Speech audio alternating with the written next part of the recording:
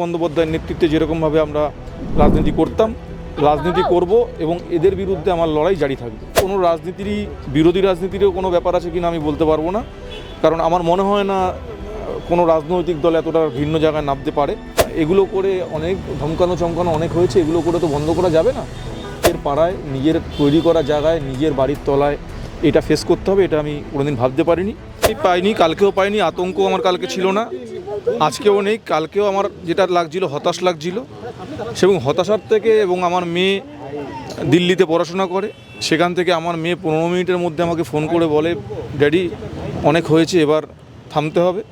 আমি সেই পরিস্থিতিতে দাঁড়িয়ে তৎক্ষণিক বলেছিলাম যে না, আমাকে ভাবতে হবে আমি রাজনীতি করবো কিনা। কিন্তু পরবর্তীকালে রাত্রিবেলা আমি পরিবারের সঙ্গে আলোচনা করে ঠিক করেছিলাম যে এদের বিরুদ্ধে আমাকে লড়তে হবে, কারণ এই ভয় পেয়ে যদি চলে যাই তাহলে এই দুর্বৃত্তায়ন আরও মাথাচাড়া দিয়ে উঠবে।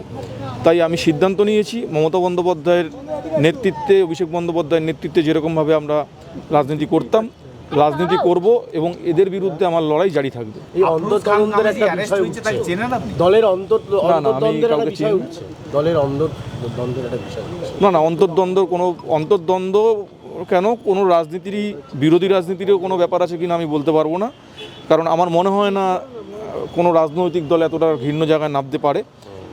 আমার যেটা পুলিশ ইনভেস্টিগেশন করছে, আমারও জানার খুব আগ্রহ আছে, ইচ্ছা আছে কে বা কারা এই জিনিসটা ঘটিয়েছে। কারণ যাই ঘটুক, এটা কলকাতার মতো একটা শহর, সেখানে দাঁড়িয়ে এই জিনিসটা তো এর আগে কোনো দিন হয়নি, এটা বিচ্ছিন্ন ঘটনা ঘটেছে। পুলিশ তাৎক্ষণিকভাবে কাজ করেছে এবং আপনারা শুনেছেন নিশ্চয়ই কিছুক্ষণ আগে আরও একজনকে অ্যারেস্ট করেছে। না, আমি চিনি না।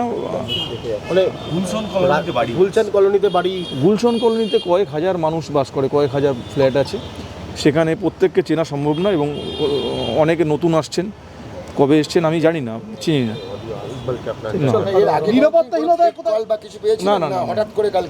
না, থ্রেড কল ফল ওসব হয় না। আমরাও তো রাজনীতি করা ছেড়ে আর মমতাদির সঙ্গে রাজনীতি করেছি প্রায় 33 বছর।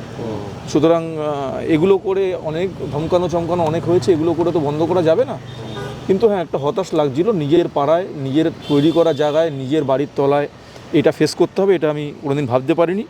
যা ঘটনা যখন ঘটেছে, আমাকে মানুষকে সঙ্গে নিয়ে, মানুষের কাছে একটা বাজে বার্তা পৌঁছেছে, সেটা মানুষকে সঙ্গে নিয়ে আমরা বসবো, অঞ্চলের মানুষকে সঙ্গে নিয়ে, যাতে তাদের আতঙ্কটা কাটানো যায়, সেটার দিকে আমরা যারা রাজনীতি করি আমাদের এবার নজর দিতে হবে। আপনাকে রাস্তায় পাওয়া যাবে জনপ্রতিনিধি হিসেবে? নিশ্চয়ই, যেরকমভাবে রাজনীতি করতাম, আমাদের তো মানুষের জন্যই আমরা বেঁচে আছি, এবং আমরা মমতাদির দল করি, by the people, of the people, for the people.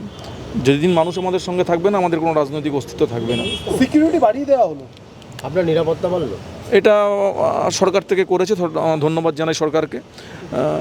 গতকাল রাত্রিবেলা অভিষেক ব্যানার্জি নিজে ফোন করেছিলেন, বাড়িয়েছে, ধন্যবাদ। কিন্তু আমাদের নিরাপত্তার প্রধান হকদার হচ্ছে মানুষ যতক্ষণ সঙ্গে আছে আমরা নিশ্চিন্তে লড়াই লড়বো। পাশে থাকবেন, এবং পুরো পার্টি পাশে আছে। সুব্রত বক্সী ফোন করেছিলেন, ফিরহাদ হাকিম এসছেন, অরূপ বিশ্বাস ফোন করেছিলেন, পার্টির যারা শীর্ষস্থানীয় নেতৃত্ব সকলে ফোন করেছিলেন, সকলেই সঙ্গে আছে। বাংলা হান্টের আরো খবর দেখতে নজর রাখুন। বাংলা খবর মানেই বাংলা হান্ট।